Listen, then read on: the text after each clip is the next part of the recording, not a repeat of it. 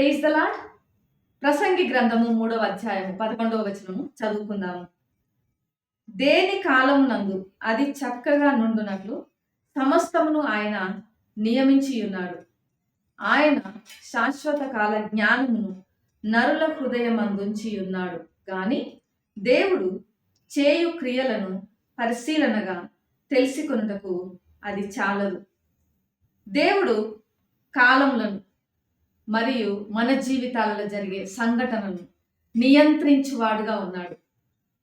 అలానే దేవునితో మరి నిత్యత్వంలో ఉండాలైనటువంటి ఆ ఆశను మన హృదయంలో కూడా ఆయన ఉంచి ఉన్నాడు.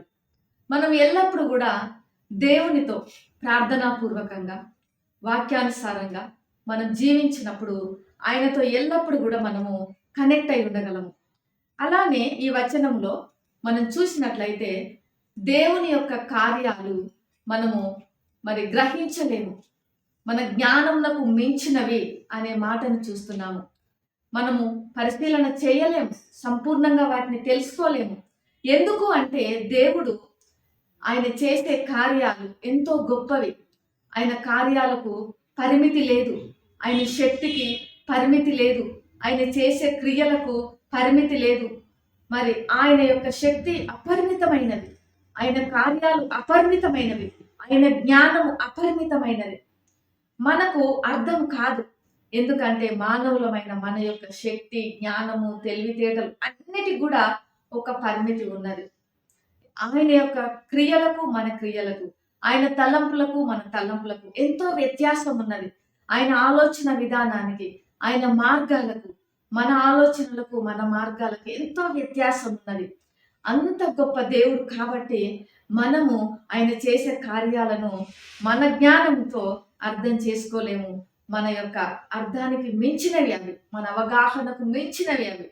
కాబట్టి వాటిని అర్థం చేసుకోవాలి అంటే మనం ఆయన యందు ఎంతో విశ్వాసం ఉంచాలి, ఎంతో ప్రార్థన పూర్వకంగా మనము జీవించాలి. అయితే ఈ యొక్క గ్రంథకర్త, ప్రసంగి గ్రంథకర్త అయినటువంటి సొలొమోను గారు మరి మానవ జీవితంలోనే మరి ప్రతి కోణమును ఆయన అర్థం చేసుకోవడానికి ప్రయత్నం చేశాడు, పరిశీలన చేశాడు. ఆయన ఎంతో జ్ఞానవంతుడు, ఎంతో ఐశ్వర్యవంతుడు అయినప్పటికీ కూడా మరి మానవుని యొక్క ఉద్దేశమును, దేవుని యొక్క స్వభావమును, ఆయన గుణలక్షణాలను ఆయన ఎంతో పరిశోధించాడు.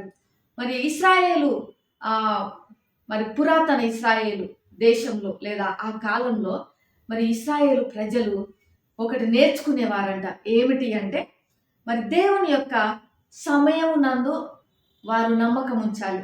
ఎందుకు అంటే ఆయన కాలంలోనే ఆయన సమయాన్ని బట్టి సమస్తమును చక్కగా జరిగిస్తాడు. కాబట్టి మన సమయము, మన కాలము, మన ఇష్టానుసారం కాదు, కానీ దేవుని యొక్క మరి సమయంలో అన్నీ చక్కగా జరిగించగలడు అనే దాన్ని వాళ్ళు నమ్మేవారంట. ఇంకొకటి, దేవుని యొక్క సార్వభౌమత్వం పైన కూడా నమ్మకం ఉంచేవారంట. ఎందుకంటే ఆయనకు అసాధ్యమైందంటూ ఏమీ లేదు కనుక ఆయన సమస్తాన్ని చక్కగా జరిగించగలడు తన సమయాన్ని బట్టి. వారు అది నేర్చుకునేవారంట. దేవుని యొక్క మరి ప్రణాళికను మనం కూడా అంత చక్కగా అర్థం చేసుకోలేము. మరి ఈ ప్రసంగి గ్రంథంతో పాటు ఇంకా 4 గ్రంథాలు ఉన్నాయి. ఇవన్నీ కూడా జ్ఞాన సాహిత్యం. ఇందులో ఉన్నటువంటి ముఖ్యాంశం ఏమిటి అంటే దేవుని యొక్క జ్ఞానమును మనం సంపూర్ణంగా తెలుసుకోలేము, కానీ ఆయన యందు మనం సంపూర్ణ నమ్మకం ఉంచి, ఆయన సార్వభౌమత్వం నందు మనం సంపూర్ణ నమ్మకం ఉంచినప్పుడు మనకు దేవుడు కొన్ని విషయాలైనా స్పష్టంగా చూపించగలడు.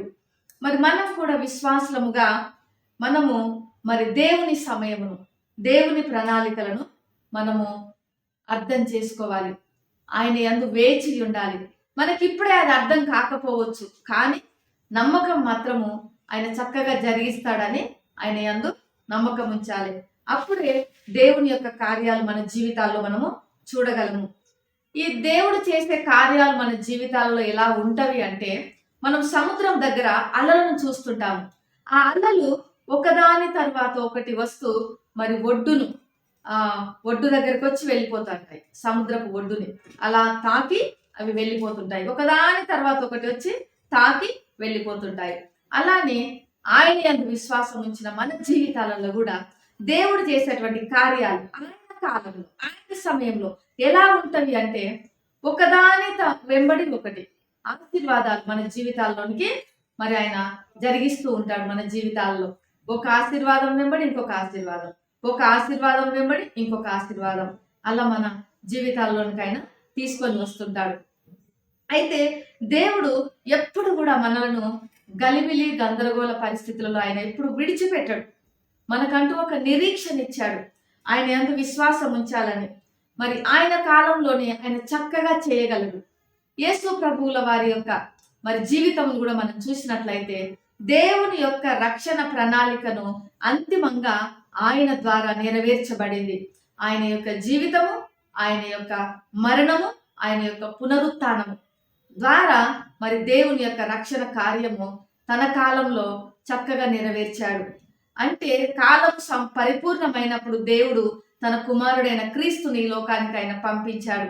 మరి యేసు క్రీస్తుల వారు చేసినటువంటి ఆ శిలువ బలియాగం ద్వారా మరి తండ్రి అయిన దేవునితో మనకు ఆయన సమాధానం తీసుకొని వచ్చాడు.